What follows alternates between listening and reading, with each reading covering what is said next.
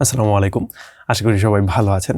তো গতকালকে আপনাদের মনে আছে হয়তো আমি আমার আমার ছবি আঁকাআঁকির ব্যাপারগুলো দেখাচ্ছিলাম। আমার সবগুলা ছবি, অনেকগুলা ছবি আপনাদেরকে দেখাইছিলাম।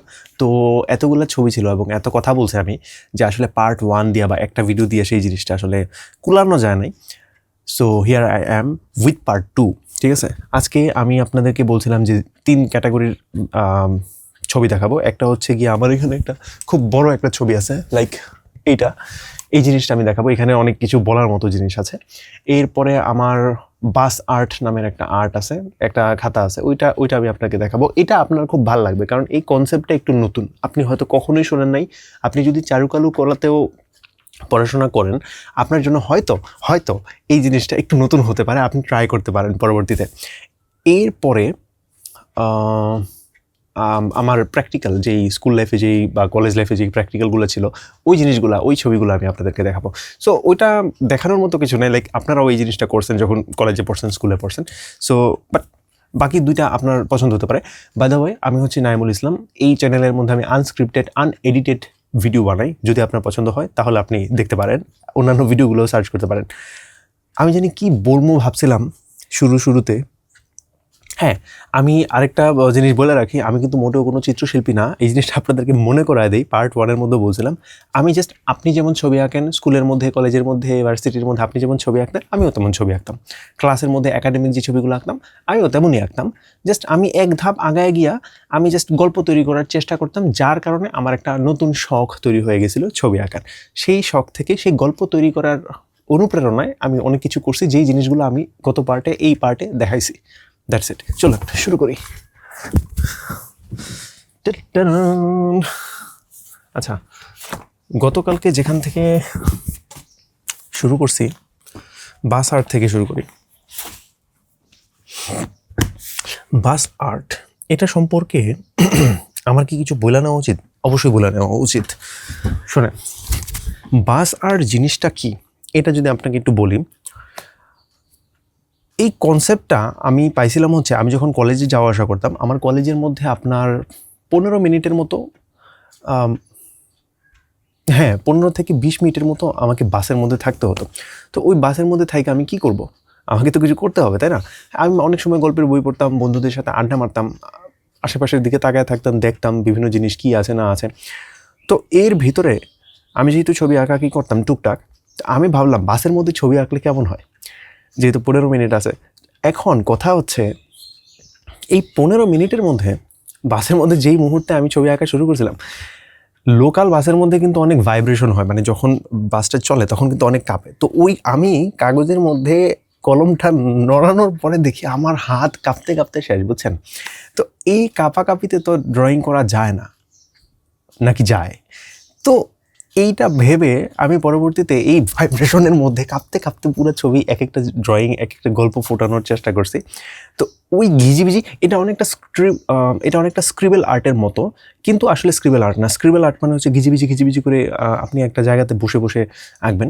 কিন্তু বাস আর্টের মধ্যে আপনাকে ইউ হ্যাভ টু স্ক্রিবল, ঠিক আছে? আপনার কাছে আর কোনো অপশন নাই। আপনি যদি সরল লাইনও করতে চান, ওইখানে আপনাকে স্ক্রিবল করতেই হবে। এটা হচ্ছে ফোর্সফুল স্ক্রিবল আর্ট, এরকম কিছু একটা।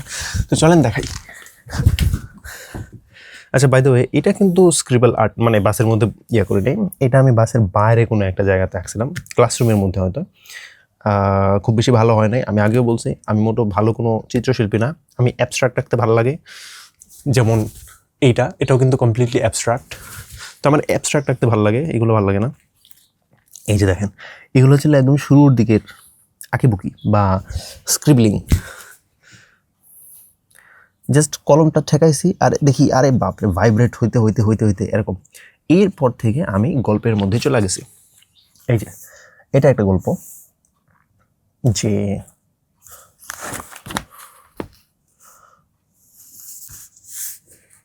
এটা হচ্ছে একটা খেজুর গাছ, এখানে হচ্ছে একটা নৌকা, এদিক দিয়ে হচ্ছে সমুদ্র সৈকত বা সামথিং, এটার নামই হচ্ছে সৈকত।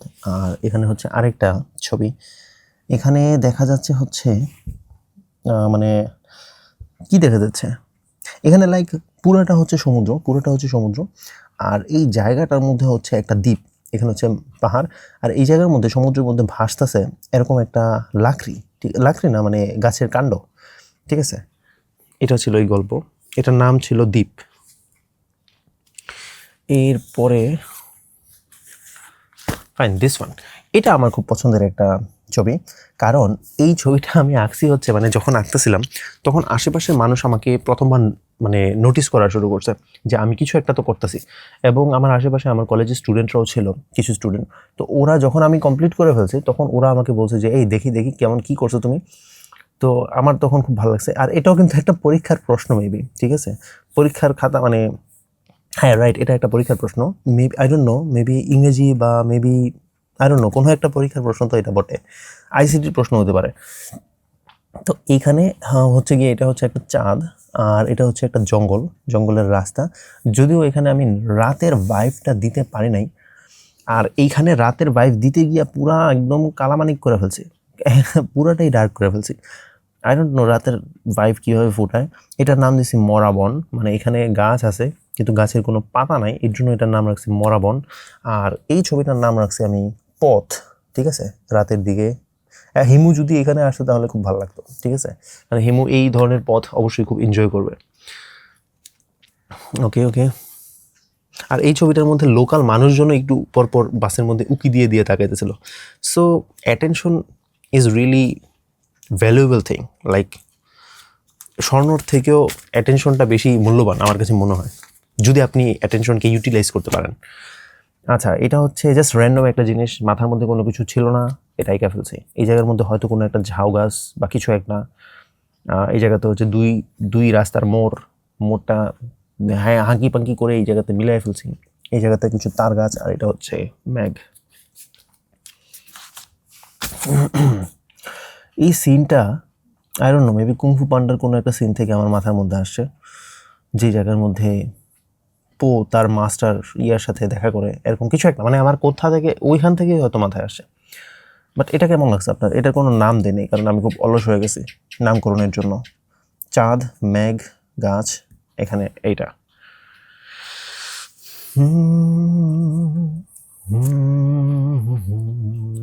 পৃষ্ঠা উল্টাইতে এত সময় লাগে কেন? আপনারা স্কিপ করে যেতে পারেন 10 মিনিট, 10 সেকেন্ড, সরি।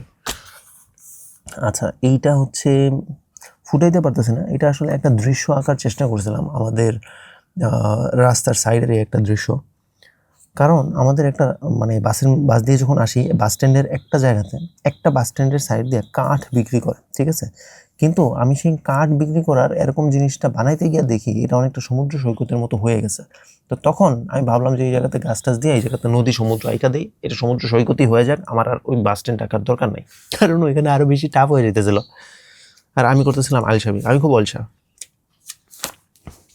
এখানে নৌকা আঁকার চেষ্টা করছি, কেন আঁকতে আমি জানি না, ঠিক আছে।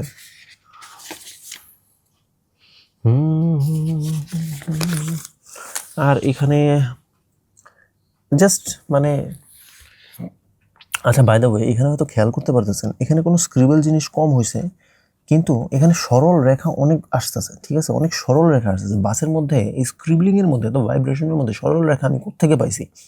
কারণ বাস কিন্তু সব সময় চলে না, ঠিক আছে।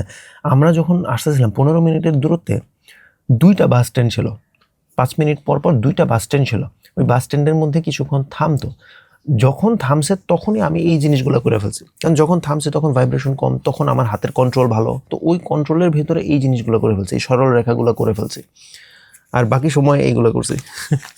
ও এটা এটা আমি মনে হয় না যে আমি বাসের মধ্যে করছি, আই ডোন্ট নো, বাট এটা তো বাসের মধ্যেই করার কথা আই থিঙ্ক, মানে ওই যে বাস যখন থাইমা রয়েছে আমি আই থিঙ্ক তখন আমি এইগুলো করছি, না হলে দ্যার ইজ নো ওয়ে এত সুন্দর একটা মানে এত ক্লিন জিনিস আমি ড্র করতে পারবো। এটা আপনার কেমন লাগছে বলুন তো? আচ্ছা, এটাকে আমি কালার গ্রেডটা এখানে একটু অন্যরকমভাবে করতে হবে, কারণ আমার ক্যামেরার মধ্যে একটু অন্যরকম ফুটে রয়েছে। আর এটা হচ্ছে সামথিং সামথিং, দেখছেন এগুলো দেখা কিন্তু মনে হচ্ছে স্ক্রিবেল আর্টই, কিন্তু বাসের মধ্যে থাকলে আপনি স্ক্রিবেলকে আর কন্ট্রোল করতে পারবেন না, আপনি ফোর্সফুলি স্ক্রিবেল করতে হবে। আর নাই। ওকে, বাই দ্য ওয়ে গাইস, আমি কিন্তু গতকালকে বলছিলাম যে আমি একটা চ্যালেঞ্জ নিব, কিন্তু ভিডিওটা যেহেতু শেষ হয় নাই গতকালকে, সেহেতু আমি আর চ্যালেঞ্জটা নিতে পারতেছিলাম, সেহেতু ওই ভিডিওতে আমি আর চ্যালেঞ্জ নিতে পারি নাই, আমাকে চ্যালেঞ্জ নিতে হবে এই ভিডিওতে। আচ্ছা, এইটা আপনাকে কেমন লাগছে? আমি বলছিলাম আপনাকে যে আমি আসলে অ্যাবস্ট্রাক্ট আঁকি। অ্যাবস্ট্রাক্ট মানে হচ্ছে যে জিনিসটা দেখতে সুন্দর কিন্তু এটার কোনো মানে নাই, ঠিক আছে, এগুলোকে বলে অ্যাবস্ট্রাক্ট। বাট কিছু কিছু মানুষের ক্ষেত্রে এইসব জিনিসের মধ্যেও কিছু ভাষা খুঁজে পাওয়া যায়, ঠিক আছে, মানুষ এইগুলোকে পছন্দ করে আসলে। আর বাই দ্য ওয়ে, এই যে হলুদ পৃষ্ঠাটা দেখতেছেন, এটা কিন্তু আমাদের বাংলা প্রথম পত্র আছে না, কলেজ লাইফের যে বাংলা প্রথম পত্র, এই প্রথম পত্রের প্রথম পেজ হচ্ছে এইটা, ঠিক আছে। এই যে এখানে গদ্য লেখা আছে, এটা কিন্তু বাংলা বইয়ের একটা পৃষ্ঠা, ওইখানের মধ্যে আমি কাহিনীটা করছি, ঠিক আছে, জাস্ট পাস্ট টাইমের জাস্ট ইউনো। এবং এটা আমার গুরু ইমরানুর রেজা স্যারের খুব পছন্দ হয়েছে। আপনি যদি ইমরানুর রেজা স্যারকে না চেনেন, আমি আই কার্ডের মধ্যে এই জিনিসটা দিয়ে দেবো, ওই ভিডিওর মধ্যে আমি ওনাদের সম্পর্কে বলছি, আমার পছন্দের গুরু সম্পর্কে। এরপরে হচ্ছে পৃষ্ঠা উল্টেতে তো কষ্ট লাগে, অবশ্য আপনারা দেখেই ফেলছেন, আমি খুব তাড়াহুড়ায় সব কিছু দেখাই ফেলছি আপনাদেরকে। ওকে, এটার মধ্যে একটা গল্প আছে, গল্পটা হচ্ছে এই যেই জিনিসটা দেখতেছেন, প্রথমে আমি এই দায়গুলা দিছিলাম, ঠিক আছে, এই দায়গুলা দিয়া পুরো মেইন জিনিসটা আমি বানাইছিলাম ক্লাসের মধ্যে বসে বসে। এরপরে আমার কাছে কেন জানি মনে হয়েছে যে ব্যাকগ্রাউন্ডের মধ্যে যদি একটা টেক্সচার দেওয়া যায় বা একটা আলাদা একটা ভাইব ক্রিয়েট করা যায়, তাহলে মনে হয় খুব ভালো হবে। আমি করছি কি, ক্লাসের মধ্যে যে হোয়াইট বোর্ড আছে না, ওই হোয়াইট বোর্ডের মধ্যে স্যারেরা যে জিনিসগুলো লিখতো, আমি ডাস্টার দিয়ে নাম মুছা এই খাতা দিয়ে মুছছি, বুঝছেন, খাতা দিয়ে এইভাবে মুছছি এই হোয়াইট বোর্ডটা। তো মোছার কারণে এই জিনিসটার মধ্যে ছোপ ছোপ ছোপ ছোপ অনেক কালি বৈশা পড়ছে। তো এরপরে আমার কাছে মন চাইছে যে এই কালিটা এখনো ছড়ায় নাই, মানে ছোপ ছোপ ছোপ ছোপ ভাবে বসছে ঠিকই, মানে আমি যেখানে হাত দিয়ে প্রেশারটা ফেলাইছিলাম ওই জায়গার মধ্যে আর কি কালিটা বসছে, বাকি জায়গাতে আর বসা নাই। তো আমার দরকার ছিল এই জিনিসটা, কালিটা যদি একটু ছড়ায় তাহলে মনে হয় ভালো হয়। তখন আমি কি করছি, বাসার মধ্যে এসে একটা থাল নিছি, বুঝছেন, ওই থালের মধ্যে এই পৃষ্ঠাটা ছিঁড়া ওই থালের মধ্যে বসায় ওইখানে পানি ঢেলা দিছি, এবং একদিন কি 1.5 দিন লাগাতার বা 24 ঘন্টা কি 48 ঘন্টা ওই পানির মধ্যে এইটাকে ভাসায় রাখছি। যার কারণে হয়েছে কি, পানির মধ্যে থাকতে থাকতে এই কালারটা একদম ছড়ায় গেছে এবং জিনিসটা দেখতে মানে একটু অন্যরকম হয়ে গেছে। এই জিনিসটা মানে শুরুতে এরকম ছিল না, এখন আমার কাছে খুব মানে আরামদায়ক লাগতেছে ছবিটা দেখতে। তা হয়তো আপনার পছন্দ হয়েছে। এটা কোনো নাম নাই এটার, তারপর এটার নাম রাখছি আমি হিজিবিজি। এটা জাস্ট এমনিতেই আমি করছিলাম, ক্লাসরুমের ভিতরে বসে বসে থাকে না যে জাস্ট এখানে একটা দাগ দিলাম, এরপর এখান থেকে আরেকটা দাগ দিলাম, এখান থেকে আরও 10টা দাগ বের হয়ে গেল সাইড দিয়া, ওই 10টা থেকে আরও 20টা দাগ বের হয়ে গেল, এইভাবে দাগগুলো করতে করতে পুরো জিনিসটা। এরপরে হচ্ছে আচ্ছা, এখন করতে হবে একটু তাড়াতাড়ি, 13 মিনিট হয়ে গেছে। এটা হচ্ছে সাদা কালো। আই থিঙ্ক এই ধরনের ডিজাইন টাইলসের মধ্যে করা যায়, তাই না, অথবা কাপড়ের মধ্যে হয়তো করা যায়। এটা হচ্ছে সাদা কালো, এটা হচ্ছে লাল সবুজ। আমি গতকালকে বলছিলাম যে জাতীয় পতাকার ডিজাইন করতে আমার ভালো লাগে, ভিন্ন ভিন্নভাবে ভিন্ন ভিন্ন ক্ষেত্রে। ওকে,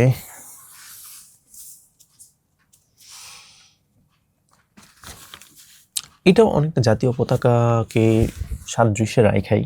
এই দিক দিয়ে হচ্ছে সবুজ আর এই দিক দিয়ে হচ্ছে লাল, আর ভিতর দিয়ে দড়ির একটা জিনিস। আমি যখন থেকে দড়ি শিখছি না, দড়ি আঁকা শিখছিলাম, তখন থেকে এই জিনিসটা আমি অনেক জায়গাতে অনেক ছবির মধ্যে এই দড়ি আঁকার প্র্যাকটিসটা করছিলাম। এত প্র্যাকটিস করা আসলে উচিত হয় নাই, বাট ঠিক আছে, ফান। আচ্ছা, এটা একটা ছবি। ওই যে 30 টাকার একটা কলম পাওয়া যায় না, যে এই জায়গার মধ্যে অনেকগুলা কালি, অনেকগুলা কলমের একসাথে থাকে, 30 টাকার যে একটা মোটা কলম থাকে, ওই মোটা কলমের কালির দিয়ে সবগুলো একসাথে ঘষা ঘষে তারপরে এটা করছি। কেমন লাগছে বলেন তো? এটা হচ্ছে নীলের দিক, এই আকাশের মধ্যে নীলের পার্টটা বেশি করছি, আর এই জায়গার মধ্যে বেগুনি গ্রিনের পার্টটাও আছে এই দিক দিয়ে। মানে আমার কাছে কালারফুল মনে হয়েছে এই জিনিসটা। আপনার কাছে কেমন লাগছে বলেন তো?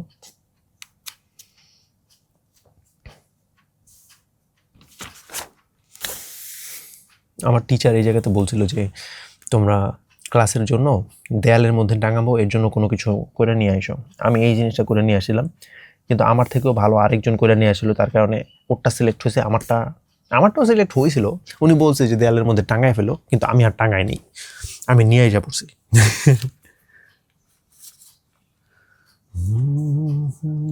আচ্ছা, এটা কিসের সূত্র এটা আমাকে বললেন তো? যারা গণিতকে খুব ভালোবাসেন তারা নিশ্চয়ই বলে ফেলতে পারবেন। আমি মোটেও ভালোবাসি না, কিন্তু তারপর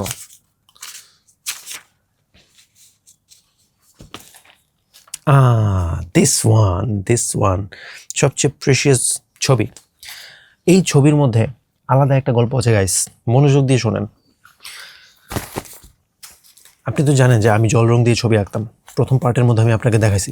বাট আমার জল রং আসলে শেষ হয়ে গেছিলো একটা সময় পর। মানে স্পেসিফিক কিছু রং থাকে জল রঙের মধ্যে যারা কিনা তাড়াতাড়ি শেষ হয়ে যায়, যেমন ধরেন সবুজ, কারণ গাছের মধ্যে আঁকতে হয় সবুজ কালার শেষ হয়ে যায়। তারপর হচ্ছে নীল হচ্ছে আকাশের মধ্যে আঁকতে হয়, নদীর মধ্যে আঁকতে হয়, নীল কালার শেষ হয়ে যায়। তো এখন আমার নীল কালার শেষ হয়ে গেছিলো, কিছুটা ছিল জাস্ট। এখন আমার কাছে ছবি আঁকতে হবে।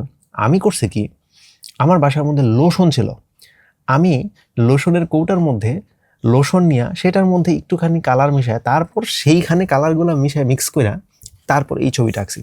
এবং তার থেকেও বড় ব্যাপার, জল রঙের মধ্যে কিন্তু আপনার পানি দিতে হয়, এর জন্যই ওকে জল রং বলে। আমি পানি না দিয়া ওই কৌটার মুখের মধ্যে পারফিউম দিছি, বুঝছেন? পারফিউমও তো লিকুইড, মানে যখন আপনি দেন দিতে দিতে দিতে দিতে কিন্তু পারফিউমটা কিন্তু লিকুইড আকারেই পড়ে যায়, ঠিক আছে?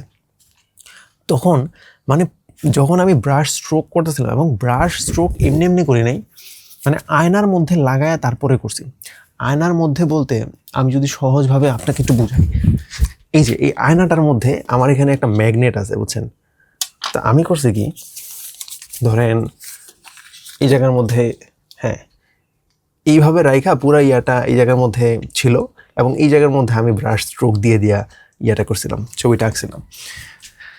এবং মানে পুরাটা রুম মোহিত হয়ে গেছে গন্ধে, এত সুন্দর গন্ধ বের হয়েছে। লোশন, তার উপরে হচ্ছে পারফিউম, তার উপরে আমার ডেডিকেশন, মানে কি বলবো। এটা হচ্ছে একটা অন্ধকার রাত। বাই দ্য ওয়ে, এই জিনিসটা দেখে আমার গুরু সাদেক মুকুল স্যার খুব পছন্দ করছিল, আমার পাগলামি দেখা। এটা হচ্ছে একটা দ্বীপ টাইপের কিছু, আর এদিক দিয়ে হচ্ছে কি আপনার কি বলে, এটা হচ্ছে নদী, আর এদিক দিয়েও এই সাইডেও কিছু মাটির আছে, চর আছে, এখানেও একটা চর আছে, আর এই জায়গার মধ্যে বিদ্যুতের ব্যাপার স্যাপার, বিদ্যুতের খুঁটি আছে এখানে, আর মেঘলা আকাশ। তো এই ছবিটা দেখা সাদেক মুকুল স্যারের ওয়াইফ উনি আমাকে বলছিল যে তুমি আসলে তোমার ছবিগুলো দেখতাছি, কিন্তু তোমার ছবি এত ডার্ক হয় কেন, এত অন্ধকার অন্ধকার ছবি তুমি কেন আঁকো? তখন আমার উত্তর ছিল যে আমি তো সারা দিন রাত সারা জীবন আমার একটা রুমের ভিতরে আবদ্ধ থেকে কাটাইছে, বেশি একটা ঘরের বাইরে বের হওয়া হয় নাই, তো আমার জীবনটা একটু অন্ধকারের ভিতরে, একটু অন্ধকারাচ্ছন্ন, তো এর জন্য আমার ছবিগুলো একটু ডার্ক হয়ে যায়, ঠিক আছে? বাট এই ছবিটা আঁকার পরে অনেক দিন ধরে এখানে গন্ধ ছিল, সুগন্ধ ছিল, ঠিক আছে? কিন্তু ধীরে ধীরে এখন মনে হয় নাই, না এখন এখন হচ্ছে ওই পুরানো পৃষ্ঠার গন্ধ, আর কোনো ছবি আই থিঙ্ক এখানে নাই। ফাইন, শেষ হয়ে গেল বাস আর্ট, শেষ হয়ে গেল গতকালকের ছবি। এখন আসেন প্র্যাকটিক্যাল। প্র্যাকটিক্যালের মধ্যে বিশেষ কিছু নাই, প্র্যাকটিক্যালের মধ্যে জাস্ট, আচ্ছা, প্র্যাকটিক্যালের মধ্যে একটা মজার ঘটনা হচ্ছে,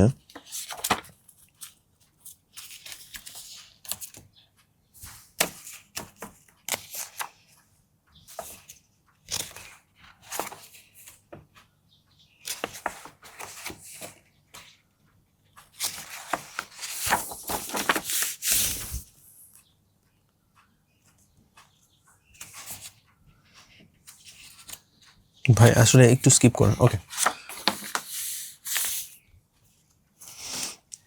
আচ্ছা, এগুলো প্র্যাকটিক্যালের মধ্যে একটা ব্যাপার হচ্ছে, আমার হাতের লেখা খুবই স্লো ছিল, ঠিক আছে? আমি হাতের লেখা একদম আস্তে আস্তে লিখতাম, কিন্তু আমার ড্রয়িং খুব ফাস্ট ছিল, যার কারণে আমার বন্ধু নন্দী আমাকে আইসা একটা অফার দিছে যে বন্ধু দেখ, তুই তো ছবি আঁকতে পারিস তাড়াতাড়ি, আর আমি লিখতে পারি তাড়াতাড়ি, এক কাজ কর, তুই আমারটা এবং তোরটার ছবি এঁকা দে, আর আমি আমাদের দুজনেরটা লেখা দিই, তাহলে আমাদের দুইজনের যদি টিম ওয়ার্ক করি তাহলে খুব তাড়াতাড়ি আমাদের কাজগুলো হয়ে যাবে।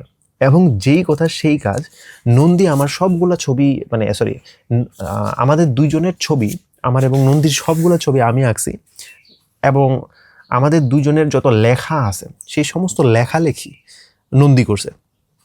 এবং এই প্রথমবার মনে হয় আমি জীবনের প্রথমবার আমি টিম ওয়ার্ক করছি, এবং টিম ওয়ার্ক যে এত ফাস্ট এবং এফিসিয়েন্ট হইতে পারে এই জিনিসটা আমি বুঝতে পারছি ওই দিন। ওর লেখা খুব সুন্দর অ্যাকচুয়ালি। আমার লেখা হচ্ছে তেলাপোকার মতো। তেলাপোকা যেমন লিখতে পারে না সুন্দর করে, আমিও লিখতে পারি না।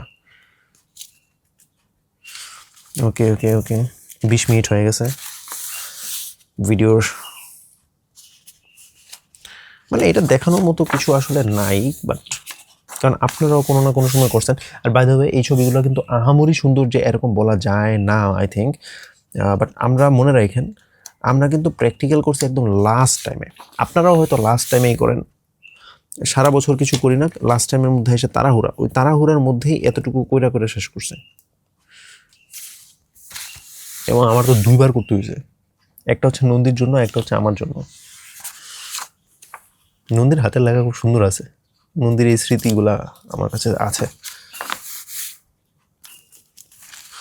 কিন্তু এই খাতাগুলা আপনি হয়তো দেখতেছেন এখানে কোনো সিগনেচার করা নাই, কারণ সিগনেচার করার আগেই আমাদের করোনা চলে আসছিল, এবং আমি হচ্ছি 2020 সালের অটো পাস ব্যাচ।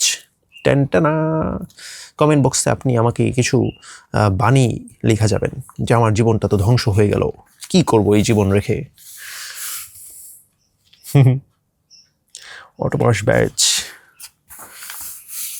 2022 সালেও মনে হয় একটা অটো পাস ব্যাচ আছে, তাই না? নাকি কোন কোন সালে জানি আছে। ওনারা এসে আমাদেরকে একটু হাই ফাইভ দিয়ে যায়। ওনারা বলতেছে কেন, তাও তোমরা তো আমার জুনিয়র হবে তাহলে। আচ্ছা ওকে ওকে।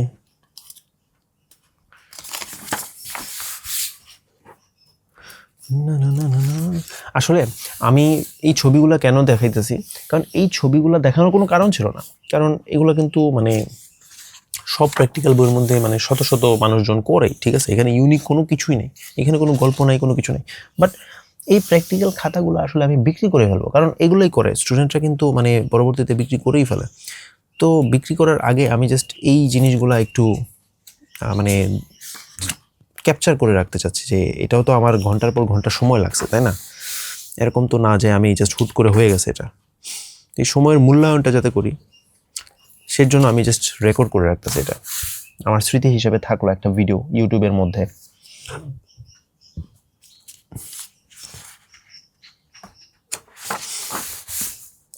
আর একটা জিনিস, আপনারা চাইলে স্কিপ করে যেতে পারেন, ঠিক আছে, অবশ্য ভিডিও দেখেন, বাট ভবিষ্যতে যখন 1 বছর পরে হয়তো অনেক মানুষ দেখবে, আমার অডিয়েন্স হয়তো থাকবে, লয়াল ফ্যান হয়তো থাকবে, যারা আমার ফালতু কথাগুলোও শুনবে।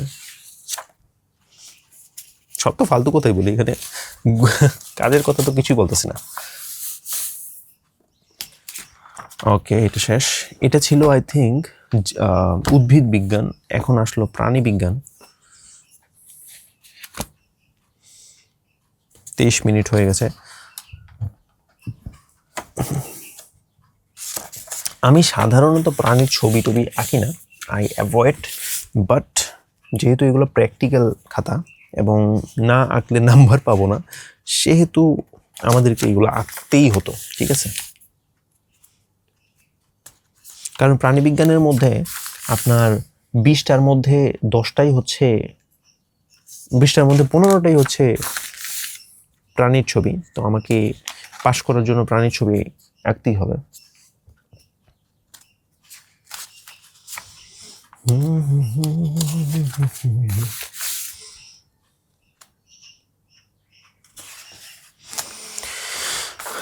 ওকে এটা মনে হয় কৃমি না, কৃমি ঢুকলে কি চুলকায় না পিছন দিক দিয়ে?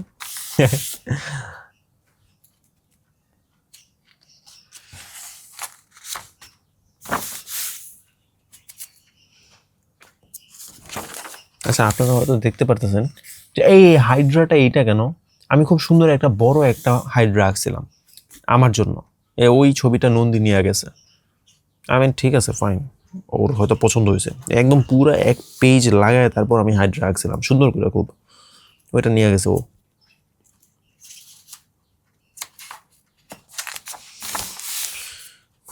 আচ্ছা আমার কিন্তু স্কুলের কোনো ছবি এখানে দেখতেছেন না, কারণ স্কুলের প্র্যাকটিক্যাল বইটা আমি বিক্রি করে ফেলছি। সেই ওইটা যদি রেকর্ড করে ফেলতাম, অবশ্যই ওই সময় মনে হয় আমার স্মার্টফোন ছিল না। যখন বিক্রি করে দিছি।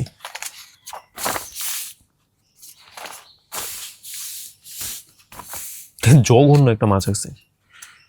কি মাছ এটা? কাতলা কাতলা, ও কাতলা মাছ। আচ্ছা ওকে, এটা হচ্ছে গিনিপিগ।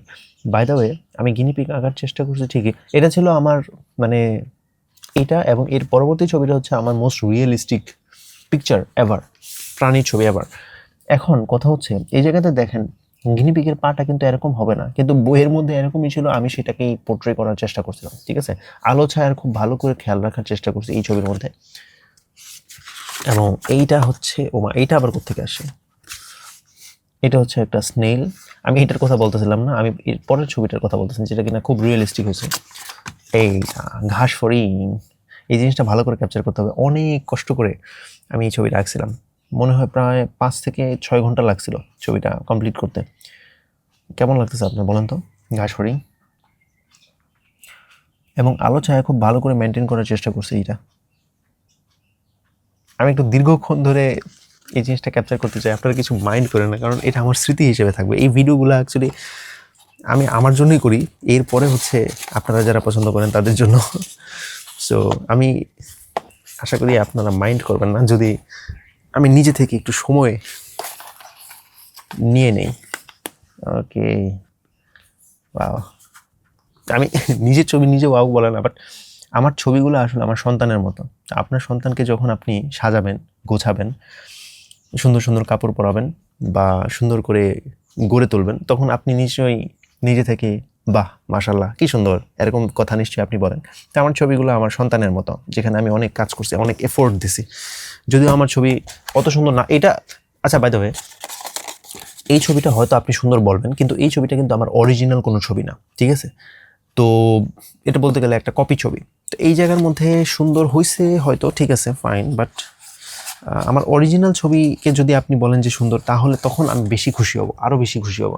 তবে এমন না যে অরিজিনাল বলে সে আমার সন্তান না, অরিজিনালগুলাই আমার সন্তান, এরকম না, সবাই আমার সন্তান। এরপরে হচ্ছে বড় ছবির মধ্যে। তবে বড় ছবিতে যাওয়ার আগে আমি কিছু কথা আপনাদের বলে নিতে চাই। আমি কিন্তু স্কুল লাইফ থেকে বা কলেজ লাইফের মধ্যে এই ছোট ছোট ছবিগুলোই কিন্তু আমি ড্র করতেছিলাম। তো এখন ড্র করতে করতে আমি পাবলিক লাইব্রেরিতে যাচ্ছিলাম। আমি পাবলিক লাইব্রেরির একটা ঘটনা আছে, ওই গল্পটা আমি আপনাদেরকে পরবর্তীতে কোনো একটা সময় বলবো, যে ওই আমার জীবনের প্রথম পাবলিক লাইব্রেরিতে যখন গেছিলাম তখন কি এক্সপিরিয়েন্স হয়েছিল। তো ওই জায়গার মধ্যে আমার এক বড় ভাই, মানে অপরিচিত এক বড় ভাই, উনি ঢাকা ভার্সিটি থেকে চারুকলাতে পড়াশোনা করছিল। তো ওনাকে আমি যখন শুনছিলাম যে উনি চারুকালুর স্টুডেন্ট, তখন আমি তো ভাবছি আমার ছবিগুলো ওনাকে দেখাই তাহলে ভালো হয়। তো ওনাকে যখন আমি সবগুলো দেখাইছিলাম, গতকালকে মনে হয় ওনার প্রসঙ্গটা তুলছিলাম পরশ ভাইয়ের সম্পর্কে, তো ওনাকে যখন দেখাইছিলাম তখন উনি আমাকে একটা পরামর্শ দিল যে নাইম দেখো, তুমি না এই ছোট ছোট ড্রয়িং করতেছো ভালো, কিন্তু এখন থেকে না বড় বড় ড্রয়িং করার চেষ্টা করো। তো আর্ট পেপারের মধ্যে যে 10 টাকার আর্ট পেপার, ওই জায়গার মধ্যে বড় বড় ছবি আঁকো, এটা তোমার জন্য ভালো হবে। এবং ওই জিনিসগুলো নাকি বিক্রিও হয়, তো তোমার পোর্টফোলিওটা খুব বিল্ড হবে সুন্দরভাবে। তো আমি ভাবলাম ঠিক আছে ফাইন, বড় ছবি আঁকি। তো আমার প্রথম যে বড় ছবিটা, ওই জিনিসটা আমার কাছে আসলে নাই। আমি যদি পাই তাহলে আমি একটা ছবি অ্যাড করে দেওয়ার চেষ্টা করব, যদি পাওয়ার কথা তো না, বাট আমি ছবি অ্যাড করে দেওয়ার চেষ্টা করব, আপনি হয়তো দেখতে পারবেন যদি থাকে। ওই ছবিটা নাই কেন? ওই ছবিটা আমি আমার প্রিয় টিচার নবী স্যারকে গিফট করে দিছি। ঠিক আছে, আপনি যদি নবী স্যারকে না চিনেন, আমি ওনার সম্পর্কে একটা ভিডিও বানাইছিলাম, ওই যে আমার প্রিয় শিক্ষক, কলেজ লাইফের শিক্ষক, ওই ভিডিওটার মধ্যে আমি ওনার সম্পর্কে বলছিলাম। তো ওনাকে আমি এটা গিফট করে দিয়েছিলাম। ওই ছবিটা বানাইতে আমার 55 ঘন্টা সময় লাগছিল, এবং ওই ছবিটা নবী স্যারের অনেক বেশি পছন্দ হয়েছিল। ঠিক আছে, তো বাস, তো ওইটা ছিল ফার্স্ট ছবি। আমি আমার হোস্টেল লাইফে বসে এই ছবিটা আঁকছিলাম। হোস্টেল লাইফের মধ্যে আপনার সবাই গেছিল সিলেটের মধ্যে ভ্রমণ করতে, আমি যাইতে পারিনি। তো আমি করছি কি, ওই হোস্টেলের যেই ক্যান্টিন তো না, লাইক যে জায়গার মধ্যে আমরা খাবার খাই, ওই টেবিলটার মধ্যে বসা ওই 55 ঘন্টা সময়, 55 ঘন্টা না, লাইক মেবি 20 ঘন্টা আমি ওই জায়গার মধ্যে বসা ড্রয়িংটা করছিলাম। এর পরবর্তীতে সবাই যখন চলে আসছে সিলেট থেকে 2 দিনের ভ্রমণ শেষে, যখন চলে আসছে, তখন আমি তো আর এখানে ড্রয়িং করতে পারতেছি না, সবাই আইসা খাওয়া দাওয়া করতেছে। আগে তো 2 দিন তো একদম খালি ছিল। এরপরে আমাকে চলে যেতে হয়েছে পাবলিক লাইব্রেরির মধ্যে। তো পাবলিক লাইব্রেরির মধ্যে বাকি সময়টুকু আমাকে ড্রয়িং করে শেষ করতে হয়েছে। পাবলিক লাইব্রেরিতে আমি থাকতাম হচ্ছে গিয়ে আপনার 3 ঘন্টার মতো, 3 থেকে 4 ঘন্টা। এবং আমার যে সেকেন্ড পিকচারটা, যেটা আমি আপনাকে এখানে দেখাবো, এই সেকেন্ড পিকচারটার মধ্যেও কিন্তু আমার লাগছে আমি পুরাটাই পাবলিক লাইব্রেরিতে করছিলাম। এবং সময় ছিল তখন 2000 কত সালে আমি জানি না, মেবি 2019 সালে অথবা 2018 সালেও হইতে পারে। তখন আমি এই ছবিটা ড্র করতেছিলাম পুরাটা ফেব্রুয়ারি মাস, পুরা 1 মাস, ফ্রম ডে 1 টু ডে 28 আমি এই ছবিটা করছি। প্রত্যেক দিন 3 থেকে 4 ঘন্টা আমি পাবলিক লাইব্রেরিতে বসে এই জিনিসটা করছি। এবং নরসিংদী পাবলিক লাইব্রেরির মধ্যে যারা মানে নিয়মিত দর্শক বা নিয়মিত পাঠক, ওরা একদম শুরুর লাইন থেকে, শুরুর স্ক্র্যাচ থেকে শেষ পর্যন্ত ওরা পুরা জিনিসটার কমপ্লিকেশন কি বলে এটাকে, এই শব্দটা কি, পূর্ণতা দেখছে। ঠিক আছে, শুরু থেকে শেষের যে পূর্ণতা আছে সেই জিনিসটা ওনারা সবাই অবলোকন করছে। এবং মজার ব্যাপার হচ্ছে সবাই মানে আমার সাথে অনেকের সাথে ভাব হয়েছে যে দেখেন ভাইয়া কেমন হয়েছে এটা। অনেক মুরব্বীরা, ঠিক আছে, যারা কিনা অনেক বেশি মানে প্রবীণ ছিল, ঠিক আছে, ওরাও আয়সা আমার সাথে একটু কথা বলছে। এবং এমন একটা জিনিস হয়েছিল, আমাদের ওই পাবলিক লাইব্রেরির মধ্যে একজন বয়স্ক মানুষ ছিল, যিনি কিনা একদম যখন আসতো তখন একদম নীরবে আসতো, নিউজ পেপার পড়তো, সবগুলো নিউজ পেপার পড়ে হয়তো বইটই পড়তো, এরপরে বাসার মধ্যে চলে যেত, কারোর সাথে কোনো রকম কথা বলতো না। ওই মানুষটাও আমার সাথে কি আঁকো তুমি, কি আঁকতেছো, এটা সুন্দর হচ্ছে, বাহ, মানে একদম মানে থাকে না, মানে নিজের একদম জুনিয়রের মতো। উনি অনেক বয়স্ক ছিল। তো উনি মানে উনি অন্য কারোর সাথেই কথা বলে না, বিশেষ একটা, উনি নিজে থেকে আমার কাছে আমার সাথে কথা বলা, মানে কি করতেছো তুমি, হ্যাঁ, আমার কাছে খুব ভালো লাগছে। এই ধরনের ইন্টারাকশন আমার কাছে অ্যাকচুয়ালি আমার খুব ভালো লাগে। তো এই জিনিসটার সাথে আসলে অনেক স্মৃতি আছে। আচ্ছা, তো এটা কিন্তু দেখার জন্য জাস্ট ছবিটা না, আমি যদি আপনাকে ভালো করে একটু বুঝাই এই জিনিসটা সম্পর্কে, এটার একটা ভাষা আছে, ঠিক আছে। It's not just a ordinary image or ordinary বাংলাদেশের পতাকা। এটা বাংলাদেশের যে পতাকা, এটা তো বুঝতে পারতেছেন, কিন্তু বাংলাদেশের পতাকা সাধারণত লাল সবুজ হয়। এখানে এত কালোর সমাহার কেন আসতেছে সেটা আপনাকে বলি।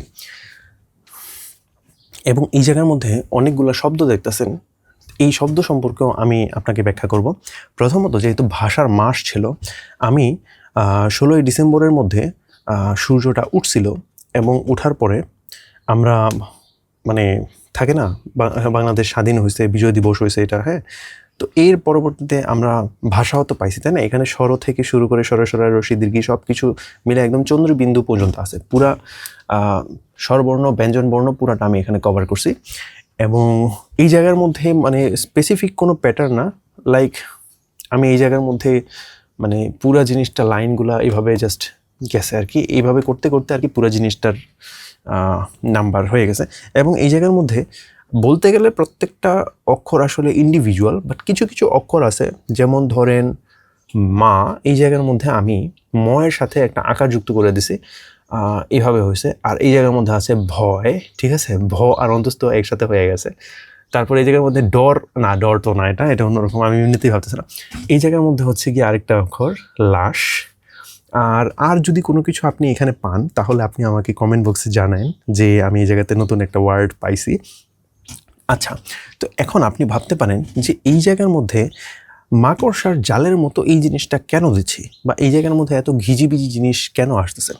কারণ হচ্ছে আমরা স্বাধীন হয়েছি ঠিকই, আমরা বিজয় পাইছি ঠিকই। আমি আরেকটা কথা বলে নেই, এই ছবিটা আমি আঁকছিলাম 2019 সালে, ঠিক আছে। তখনও কিন্তু সরকার পরিবর্তন হয় নাই, ঠিক আছে। তো ওই পরিপ্রেক্ষিতে আপনি জিনিসটা চিন্তা করেন, আমরা বিজয় পাইছি ঠিকই, আমরা স্বাধীন হয়েছি ঠিকই, কিন্তু আমরা সারাটা জীবন আসলে জালের মতো, এই যে এখানে যেমন মাকড়সার জাল আছে, আমাদেরকেও মাকড়সার জালের মতো সিন্ডিকেট বলেন, করাপ্টেড পলিটিশিয়ান বলেন, বা করাপ্টেড না মানে খারাপ ব্যবসায়ী বলেন, সবাই কিন্তু আমাদের জীবনটা একদম জালের মতো আঁকড়ায় ফেলছে, ঠিক আছে, একদম আবদ্ধ করে ফেলছে। সেই জালটাকে বোঝানোর জন্য আমি এই জিনিসটা আঁকছি। এবং কথা হচ্ছে এই জালটা এত সুন্দর, হ্যাঁ, এই জালটা এত সুন্দর যে আমরা আসলে সাধারণ মানুষ যারা আছি তারা বুঝতেই পারতেছে না যে আমরা আসলে বিভিন্নভাবে আমাদের জীবনটা কন্ট্রোল হয়ে রয়েছে, কুক্ষিগত হয়ে রয়েছে। আমরা ভাবতেছি এটাই সুন্দর, এটাই বাস্তব, এটাই ন্যাচারাল। আসলে কিন্তু এরকমটা না। তো আমরা আসলে আমাদের এই জালের মধ্যে আমাদের সব কিছু আটকে আছে। আমাদের শিক্ষা, এই শিক্ষাটাও আটকে আছে। আমাদের শিক্ষা ভালোভাবে হচ্ছে না, কন্ট্রোল হচ্ছে। বহির্বিশ্বের সাথে আমরা কম্পিট করতে পারতেছি না, বা ব্লা ব্লা ব্লা। এরপরে আমাদের স্বাধীনতা তো অবশ্যই আমাদের, মানে আমি যখন 2019 সালে এটা বানাইছি, আপনারা নিশ্চয়ই জানেন বাক স্বাধীনতা তখন ছিল না। আপনি সরকারের মানে সম্পর্কে কোনো কিছু কথা বলবেন, আপনাকে, আমি অনেক দেখছি যে পরবর্তী দিনে ওকে গ্রেফতার করে ফেলছে, বা ওকে মানে দলবল আইসা ওকে পিটায় গেছে, এই ধরনের জিনিস তখন অহরহ হতো। পরবর্তীতে তো বাক স্বাধীনতা আমরা ফেস করতেছি, বাট এই মুহূর্তে 2026 সালে বাক স্বাধীনতা নিয়ে আমি এখনও একটু ভয়ের মধ্যে আছি। আমি সম্পূর্ণ বাক স্বাধীন ফিল করি না মাঝে মধ্যে। তো আমাদের স্বাধীনতাটাও আসলে একদম কুক্ষিগত ছিল, এই জালের মধ্যে আবদ্ধ ছিল। যোগ্যতার ব্যাপার তো মানে কি বলবো, মানে খালা মামা চাচা এই ধরনের কানেকশন যদি আপনার থাকে, আপনি যদি খারাপ রেজাল্টও করেন, তাহলে আপনার যোগ্যতা না থাকলেও, বা যোগ্য মানুষরা আসলে জায়গাটা পায় না, অযোগ্য মানুষরা আসলে কানেকশনের উপর ভিত্তি করে অনেক জায়গাতে মানে চান্স পেয়ে যায়। এটা মনে হয় এখনও ভ্যালিড, এখনও মনে হয় এই জিনিসটা হয়। আই ডোন্ট নো এটা কবে শেষ হবে। আমাদের সচেতনতাও আপনার এই জালের মধ্যে আবদ্ধ হবে না কেন? মানে সচেতন হওয়ার জন্য তো মানে একটা পিস অফ মাইন্ড লাগে, তাই না? মানে আমরা তো পিস অফ মাইন্ড বলতে মানে থাকে না যে আমি যদি, আমার তো বাক স্বাধীনতা না, যদি বাক স্বাধীনতা থাকতো যে আমি সরকারকে নিয়ে কিছু বলবো, আমার কিছু হবে না, এই স্বাধীনতাটা যদি থাকতো, এই পিস অফ মাইন্ড যদি থাকতো, তাহলে আমাদের সচেতন হতে সুবিধা হতো। কিন্তু যেহেতু ওই সময় সবাই ভয়ে ভয়েই থাকতাম, তো আমাদের এই পিস অফ মাইন্ডটা আসলে থাকতো না। তো আমরা সচেতন কীভাবে, সচেতন হয়েও বা কী হবো? কোনো একটা জায়গার মধ্যে ফার্টিলাইজ ব্যবহার, সবজি শাকসবজি খুব খারাপ খারাপ সবজি দিতেছে, বা কোনো একটা বিল্ডিং হয়তো খুব ধ্বংসস্তূপের মতো হয়ে রয়েছে, বা বিল্ডিংটা ভালো যে কোনো সময় ভূমিকম্পে ধসে যাবে, এই ধরনের ব্যাপার স্যাপার আমরা দেখতেছি। বা ইফটিজ হচ্ছে, রেপ হচ্ছে, তারপর চুরি ডাকাতি ছিনতাই হচ্ছে, লুটপাট হচ্ছে, আমরা দেখতেছি। কিন্তু তারপরও আমাদের সচেতনতা আসলে কি করবো? সচেতনতা দেখায়ও লাভটা কি? কারণ আমাদের ভাষা, আমাদের কথা, এটা তো কেউ শুনতেছে না, তাই না?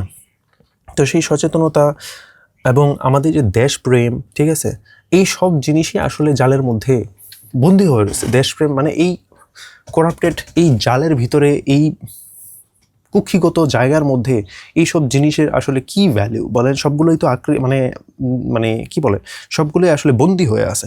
তো এই বন্দিশালার মধ্যে আমাদের 18 বছর বয়স, এই 18 বছর বয়স নামের একটা কবিতা আছে, মানে যে কবিতার মধ্যে বলা হয়েছে যে 18 বছর বয়স মানে না কোনো বাধা। মানে এই বছর বয়সটা হচ্ছে সবচেয়ে বেশি প্রাণবন্ত বা সবচেয়ে বেশি শক্তিশালী একটা বয়স। আপনার বয়স যদি 35 থাকে, কিন্তু আপনি কোনো বাধা মানেন না, অন্যায়ের বিরুদ্ধে সোচ্চার থাকেন, তো এই বয়সটাকেই বলা হয় 18 বছর বয়স। মানে থাকে না, মানে তারুণ্যের মধ্যে আপনি পা দিছেন, তারুণ্য নতুন জিনিস আপনার মনের মধ্যে, আপনার ব্রেনের মধ্যে, আপনার বডির মধ্যে আলাদাই জিনিস, আলাদাই এক জোয়ার চলতেছে। তো ওই জিনিসটাকেই 18 বছর বয়স এই জিনিসটা রিপ্রেজেন্ট করে। তো এই 18 বছর বয়স, এই উদ্দাম উত্তাল বয়সটা, এই নতুনত্বটাও এই জালের মধ্যে আসলে আবদ্ধ হয়ে আছে, কেউ কিছু করতে পারতেছে না। গণতন্ত্রের কথা আমি নাই বলি, কারণ এটা একটা হাস্যকর জিনিস হয়ে দাঁড়ায় রয়েছে এই পুরা ইয়াটার মধ্যে। আর আইন, পরবর্তীতে চলে যাই, সাহস। আমাদের সাহসগুলো একদম মানে মানে সব কিছুই আর কি, অন্যান্য সমস্ত জিনিসের মতো সাহসটাও আসলে এই জায়গার মধ্যে বন্দী হয়ে আছে। তবে সাহসটাকে আমি একদম উপরের মধ্যে রাখছি, কারণ এই সাহসের কারণেই কিন্তু সব কিছু হয়। সাহসের কারণে ভাষা আন্দোলন হয়েছিল, সাহসের কারণেই মুক্তিযুদ্ধ হয়েছিল, সাহসের কারণেই পরবর্তীতে আপনারা হয়তো খেয়াল করছিলেন 2018 কি 19 সালে, 2018 সালেই 2জন স্টুডেন্ট মারা গেছিল বাসের চাপে পিষ্ট হয়ে। তখন পুরা গণজোয়ার আসছিল, গণ আন্দোলন হয়েছিল যে কেন বাস ড্রাইভাররা এরকম করে। তো বাসের মধ্যে অনেক আন্দোলন হয়েছিল ওই জায়গার মধ্যে, 2টা স্টুডেন্ট মারা যাওয়ার পরে আমরাও ওই আন্দোলনের মধ্যে ছিলাম। তো এই সাহসটা হচ্ছে, তারপর জুলাইয়ের ব্যাপারটা তো দেখতেছেনি, আমাদের যে দ্বিতীয় স্বাধীনতা আসে, ওই জুলাইয়ের মধ্যেও কিন্তু এই সাহসটারই দরকার ছিল। তো সাহসটাকে আমি সবচেয়ে উপরে রাখছি, কারণ এই সাহসটা যদি না থাকতো, বাংলাদেশের জন্মটাই হতো না। তো সাহসের ভূমিকা সবচেয়ে উপরে। আর তার সাথে আপনি দেখেন এই পুরো জালের মধ্যে চারদিকে 4টা ছক আছে, দাবার ছকের মতো। এগুলো আসলে কি? দাবা খেলতে কিন্তু অনেক বেশি বুদ্ধির দরকার হয়। তো এই চারদিকে আসলে এই জিনিসটা বোঝানোর জন্য আমি আসলে যেটা বুঝাইতে চাইছিলাম যে কিছু মানুষ আছে সমাজের মধ্যে, এই যে ব্যবসায়িক শ্রেণী বা পলিটিক্যাল ব্যাপার স্যাপার, করাপশন, হ্যাঁ, এই ধরনের খুব তীক্ষ্ণ বুদ্ধিদীপ্ত কিছু মানুষ যারা কিনা তাদের বুদ্ধিটাকে একটু অন্যদিকে খুব খারাপ দিকে ব্যবহার করতেছে এবং খুব দারুণভাবে ব্যবহার করতেছে বলতে গেলে। মানে ওদের পার্সপেক্টিভ থেকে যদি দেখি তাহলে তো খুব ভয়ানকভাবে দারুণভাবে ব্যবহার করতেছে, তাই না? তো ওরা চারদিক থেকে একদম দাবার ছকের মতো পুরো বাংলাদেশটাকে কন্ট্রোল করছে। ওদের কাছে সেই ধরনের টেকটিক্স, স্ট্র্যাটেজি সব কিছু আছে। এবং এরপরে আপনি আমাকে বলতে পারেন যে আচ্ছা, লাল সবুজ তো বুঝলাম, এই পুরা পতাকার প্রায় অর্ধেক বা অর্ধেকের বেশি ছবি তুমি কালো কেন ড্রয়িং করছো? এটা কিন্তু কালো, ঠিক আছে? এদিকে হচ্ছে সবুজ, এদিকে হচ্ছে লাল, এদিকে হচ্ছে কালো। তো তুমি কালো কেন করলা? কালো করার কারণ হচ্ছে আমাদের বাংলাদেশটা আসলে সবুজ শ্যামলা, সবুজ সুফলা শস্য শ্যামলা ছিল বটে, কিন্তু আজকেও কি আপনি বাংলাদেশের দিকে যদি তাকান সবুজ শ্যামলা বলতে পারেন? আপনি যে নদী নালা খাল বিলগুলোকে দেখেন, সেইগুলো কিন্তু আপনার ডাইংয়ের পানিতে একদম কালো কুচকুচে হয়ে গেছে, ঠিক আছে? নদী যে একটা সৌন্দর্য ছিল, নদীর যে একটা সৌন্দর্য ছিল, প্রকৃতির যে একটা সৌন্দর্য ছিল, ধুলা বালি বলেন, ধোঁয়া বলেন, পলিউশন বলেন, সব কিছু মিলায় আমাদের সবুজ সুফলা শস্য শ্যামলা এই প্রকৃতি কিন্তু এখন আর ওই ধরনের ওই মতো নাই, ঠিক আছে? এই জিনিসটা আসলে কুলুষিত হয়ে যাচ্ছে, এই জিনিসটা প্রকৃতি আসলে ধ্বংস হয়ে যাচ্ছে। অনেক বেশি গাছ কাটা হচ্ছে, অনেক বেশি পলিউশন, দুর্নীতিটাকেও আমি কালো হিসাবে দেখানোর চেষ্টা করছি। কারণ আমাদের নিজের মনের মধ্যে আমরা মানুষরাও কিন্তু একটা সবুজ, আমাদের নিজের ভিতরেও কিন্তু একটা সবুজ আছে, একটা সুজলা সুফলা একটা মন আছে। সেই মনটাকেও আসলে আস্তে আস্তে কুলুষিত হয়ে যাচ্ছে। তো আমি এই জায়গাতে দেখার চেষ্টা করছি যে বাংলাদেশের অর্ধেকই আসলে কুলুষিত হয়ে গেছে, এটা প্রকৃতির মধ্যে হোক বা মানুষের মনের ক্ষেত্রে হোক, সব দিক দিয়ে। সো এই জিনিসটা ছিল। আরেকটা ছবি আমি আপনাদেরকে দেখানোর চেষ্টা করব। এইটা আমাকে ওয়েট এ সেকেন্ড, আজকের ছবিটা অনেক বড় হয়ে গেছে, 40 মিনিট 42 মিনিট দেখাইতেছে।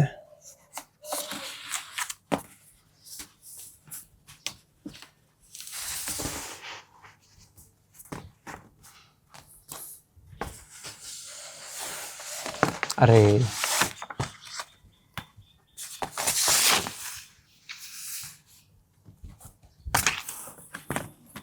ওকে, আমি এক হাতে কিছু করতে পারতেছি না, সরি, একটা সেকেন্ড দাঁড়ান আপনি।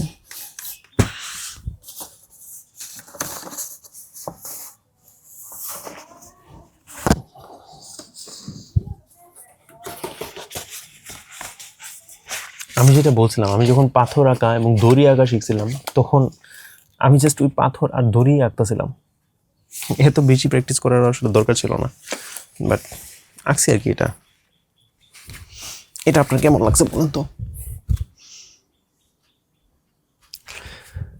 এখানে একটা সার্কেল, এখানে একটা সার্কেল, এখানে একটা সার্কেল, এখানে কোনো গল্প নয়, আমি জাস্ট আঁকছিলাম।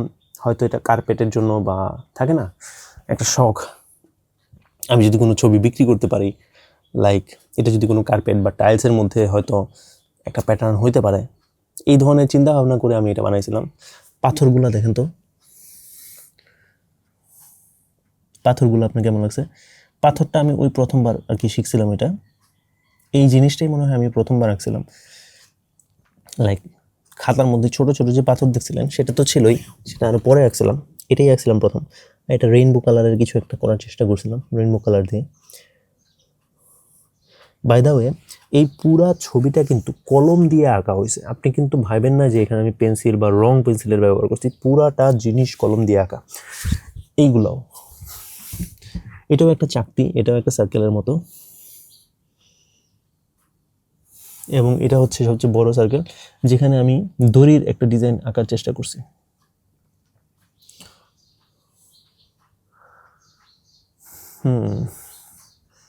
আর হচ্ছে পাথর, আর এই জায়গার মধ্যে একটা ফ্রেম টাইপের আঁকার চেষ্টা করছিলাম, এই যে চারদিকে একটা বর্ডার, একটা ফ্রেম টাইপের, মানে ছবির মতো বাঁধায় রাখার মতো একটা জিনিস ছিল। আচ্ছা, বাই দ্য ওয়ে, এই যে ছবিটা দেখতেছেন, এইটার যে ফ্রেম করছিলাম, আমার ফ্রেমটা আসলে ভালো হয় না, এটা আমার সাদেক মুকুল স্যারও বলছিল। কারণ ফ্রেমের এই ফ্রেমের এই দিক দিয়ে একটু খালি রাখতে হয়, একটু সাদা পার্ট রাখতে হয়। যদি সেটা সাদা পার্টটা যদি থাকে, খালি পার্টটা যদি থাকে এবং এর পরবর্তী যদি ফ্রেমটা হয়, তাহলে জিনিসটা দেখতে খুব সুন্দর থাকে, কারণ চারদিকে একটা ব্রিদিং স্পেস থাকে। ওই জিনিসটা একটা সৌন্দর্য, আলাদা একটা সৌন্দর্য। তো ওই সৌন্দর্যটা আসলে আমি করতে পারি না, কারণ আমি জানতাম না এই জিনিসটা যে এইভাবে কেমনে ফ্রেম করে। আমি জাস্ট ফ্রেমের দোকানে গেছি, দিছি, দ্যাটস ইট, উনি আমাকে করে দিছে, শেষ। এবং যদিও 45 মিনিট হয়ে গেছে, এই ভিডিওটা আমার মনে হয় না আপনারা সবাই দেখবেন, বাট ঠিক আছে, এটা আমার জন্য বানাচ্ছে। এখন একটু মন থেকে একটু কথা বলি। আপনারা যখন গান টান শোনেন, লাইক আপনার বন্ধুরা যখন গান টান গায় সাংস্কৃতিক অনুষ্ঠানের মধ্যে, আপনারা নিশ্চয়ই এরকম শুনছেন যে যখন গানের মধ্যে একটা তাল উঠছে, একটা সুর উঠছে, তখন সবাই আস্তে আস্তে চিৎকার করে উঠছে যে ও, ঠিক আছে, বা অনেক হাততালি দিচ্ছে, হ্যাঁ। তারপর এরকম গানের মধ্যে সাধারণত হরহামাশাই হয়, ঠিক আছে। গানের মধ্যে একটা জোর যদি উঠে, একটা তাল যদি উঠে পারে, সবাই চিৎকার করে ওঠে। তারপর কবিতার মধ্যেও আমি এরকম শুনছিলাম, আমার বন্ধু গাফফার মিয়া শাওন একবার এই বিদ্রোহী কবিতা আবৃত্তি করতেছিল স্কুলের মধ্যে। তো ও যখন একটা জায়গার মধ্যে লাস্টের দিকে একটা টান দিছিল কোনো একটা পার্টের মধ্যে, পুরা ক্লাস মানে পুরা অডিটোরিয়াম চিৎকার করে ও ম্যান, মানে একদম গুজবাম্প ভাষা পড়ছে, এরকম একটা অবস্থা। তো গানের মধ্যে সাধারণত বা কবিতার মধ্যেও এই ধরনের ব্যাপার থাকে, যদি কবি বা গীতিকার খুব ভালোভাবে গানটাকে উপস্থাপন করতে পারে তাহলে। তেমন অন্য নাটকের মধ্যেও কিন্তু এরকম অনেক হয়, এই ধরনের সিচুয়েশন, মুভির মধ্যে এই ধরনের সিচুয়েশন হয়। লাইক আপনি যদি এই বিভিন্ন মুভি, আমি কোনো বলার কোনো কিছু নাই, লাইক যখন মার্ভেল এন্ড গেমের মধ্যে যখন ক্যাপ্টেন আমেরিকা ওই হাতুড়িটা নিছিল, তখন কি আপনারা চিৎকার করে উঠছেন যে ওয়াও ম্যান, ইয়ে। তো এই ব্যাপার স্যাপার কিন্তু থাকে, ঠিক আছে। আমার জীবনে আমি কখনোই জানতাম না যে ছবির মধ্যেও এই ধরনের ব্যাপার হয়। আমি আমার 3টা ছবি নিয়ে কলেজের মধ্যে গেছিলাম। ওই ক্লাসের মধ্যে প্রথমবার স্টুডেন্টরা আমার ছবিগুলো দেখবে। তো যখন মানে এই ছবিটা মানে প্রথমে ছিল, এরপরে আরেকটা ছবি ছিল, এই ছবিটা ছিল সবচেয়ে লাস্টে। টিচার যখন এই ছবিগুলা দেখা এটাকে একটু সরায় দিছে, এবং তারপরে যখন এই ছবিটা আসছে, এই ছবিটা দেখার পরে সাথে সাথে পুরা ক্লাসের মধ্যে একটা চিৎকার উঠছিল যে ও। এবং আমি মানে থাকে না একটা নিজের সন্তানের প্রতি গর্ব বা নিজের সন্তানের প্রতি একটা ভালো লাগা কাজ করে, ওই মুহূর্তে আমি সেই জিনিসটা আমার ভিতরে কাজ করতেছিল। আমার ভিতরটা এত ভালো লাগছিল, আমার গুজবাম্প ভাষা পড়ছিল যে আমি জানতাম না যে ছবি আঁকা দেখাও একটা মানুষ, এতগুলা মানুষ চিৎকার করে উঠতে পারে, চিয়ার্স করতে পারে। জীবনের প্রথমবার আমি ওইটা ফেস করছিলাম এবং আমার এত ভালো লাগছে।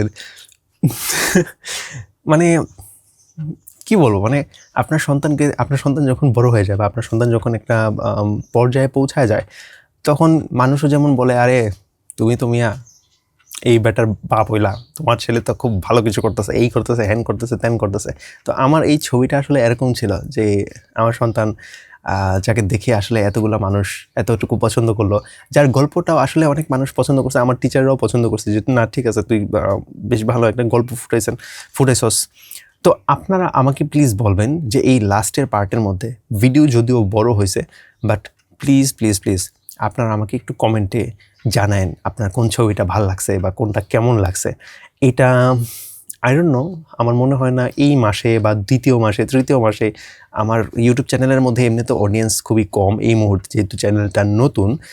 আজকে মনে হয় 35তম ভিডিও, বাট যখন এই চ্যানেলের মধ্যে অনেক ভিউজ হবে মেবি 6 মাস পরে বা 1 বছর পরে, তখন হয়তো আপনারা যারা দেখতেছেন প্লিজ আপনারা এই জায়গার মধ্যে মন্তব্য করে যান। আমি আপনাদেরকে মোটেও সাবস্ক্রাইব করার জন্য বলছি না, মোটেও লাইক করার জন্য বলছি না, লাইক জাস্ট একটু মন্তব্য, একটু কমেন্ট, একটা ফিডব্যাক যদি দিয়ে যেতেন আমি খুবই খুশি হতাম। ওকে, তো ভিডিও লাস্টের মধ্যে চলে আসলাম। আমি বলছিলাম যে আমি একটা চ্যালেঞ্জ নিব। আমার ছবি আঁকা অনেক দিন ধরে, অনেক মাস, অনেক বছর ধরে অফ আছে। আমি চাচ্ছি আমার এই ছবি আঁকাটা আমি পুনরায় শুরু করব। ইয়ে, তো এখন আমি খুব টাফ কিছু করবো না, যেমন আমি আনস্ক্রিপ্টেড কথাবার্তা বলতেছি এই জায়গার মধ্যে, একটা প্র্যাকটিসের মধ্যে, একটা ডিসিপ্লিনের মধ্যে এখানে চলে আসছি কথা বলার মধ্যে, কন্টেন্ট ক্রিয়েশনের মধ্যে। আমি চাচ্ছি যে ডিসিপ্লিনভাবে 10 মিনিট বা 15 মিনিট আমি একটা ছবি আঁকবো, ঠিক আছে, প্রত্যেক দিন। একটা খাতা পৃষ্ঠা তো অনেক বড়, আমি হয়তো খাতার পৃষ্ঠার অর্ধেকের মধ্যে একটা ছবি আঁকবো, ঠিক আছে, প্রত্যেকদিন মানে 15 মিনিটে আমি যা আঁকতে পারি এরকম, ঠিক আছে, একদম টাইম ধরে ধরে। সেটা আমি শ্যুট করব না, বাট প্রত্যেক ভিডিওর লাস্টের দিকে আমি সেই ছবিটা আপনাদেরকে দেখাবো, ঠিক আছে। এটা একটা টেকনিক বলতে পারেন, যে আপনারা, আমার মনে হয় না সব মানুষ এই একদম লাস্ট পর্যন্ত ভিডিও দেখেন। তো আই থিঙ্ক আমি যদি ভিডিওর লাস্টে গিয়ে যদি আমি কোনো একটা ছবি দেখাই, তাহলে আই থিঙ্ক আপনারা ওই ছবিটা দেখার জন্য হলেও আপনারা হয়তো অনেকগুলা অডিয়েন্স একদম লাস্টের মধ্যে চলে যাবে, লাস্ট পর্যন্ত দেখবেন। তো এটা একটা টেকনিকও বলতে পারেন। বাট আমার ছবি আঁকতে ভালো লাগে, গল্প ফুটাতে ভালো লাগে। আমার ছবি আঁকা, আমার মনে হয় এটা একটা আর্ট। লাইক কিছু কিছু শখ আছে, কিছু কিছু ভালো লাগা আছে, যেই জিনিসগুলো আসলে মন থেকে আসে, কেমন। তো ওই মন থেকে করা জিনিস আসলে রিল্যাক্স করার জন্য করা হয়, যে আপনার মাথার মধ্যে অনেক বেশি প্রেশার, অনেক বেশি চিন্তাভাবনা, এই প্রেশারটা থেকে মুক্ত হওয়ার জন্য আসলে আপনি আপনার শখের জিনিস করেন, গার্ডেনিং করেন, রান্নাবান্না করেন, তারপর ছবি আঁকেন। সো আমি আর ভিডিও বাড়াবো না, 50 মিনিট হয়ে গেছে। This is the longest video I had ever made in this channel. এখন হচ্ছে এই 35তম ভিডিওর মধ্যে এই ভিডিওটাই সবচেয়ে বড়। আমি আর কথা বলবো না। আসসালামু আলাইকুম, সবাই ভালো থাকবেন, বাই।